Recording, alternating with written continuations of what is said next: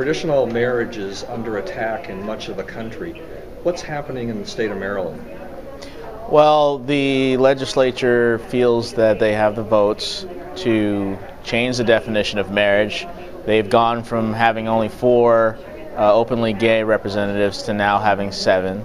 We have an attorney general who has declared that he's going to recognize out-of-state gay marriages. We've got a governor who said that if a bill for gay marriage crosses his desk, he'll sign it. Of course, we have a president who wants to repeal DOMA. And we have a perfect storm in this case for gay marriage to be legalized. However, the people of Maryland are clearly a people of faith, a people who believe in God and the Word of God and are not going to stand for it.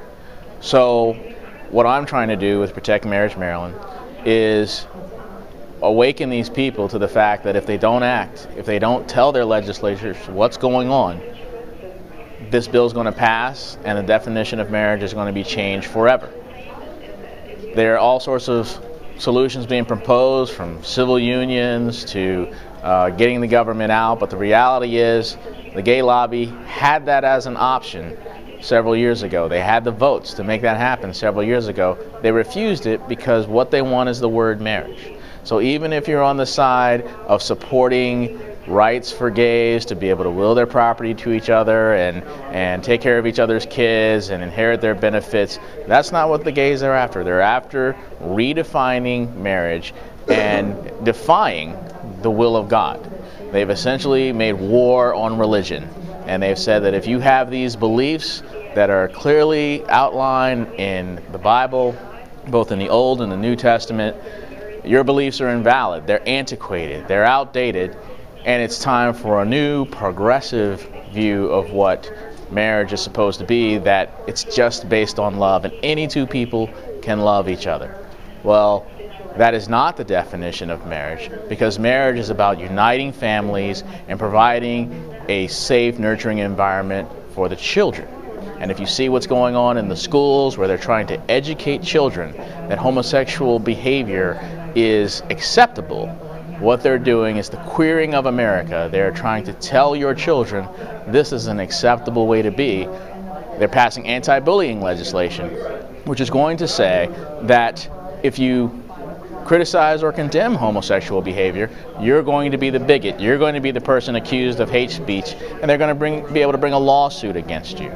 So what we have to do is take a stand and say that we are a people of faith and strong values, and we do not want the law in Maryland changed, which is that marriage is between one man and one woman for life as ordained by God, and make that message clear to our government, because our government, our state government, is supposed to reflect the will of the people. Republican Senator Alan Kittleman is proposing to push through some civil union legislation in the next session, which has not yet begun. How do you think this is going to affect your fight? The high likelihood is that this bill will be rejected by the gays, again, because they had the opportunity for civil unions in the past. They rejected it.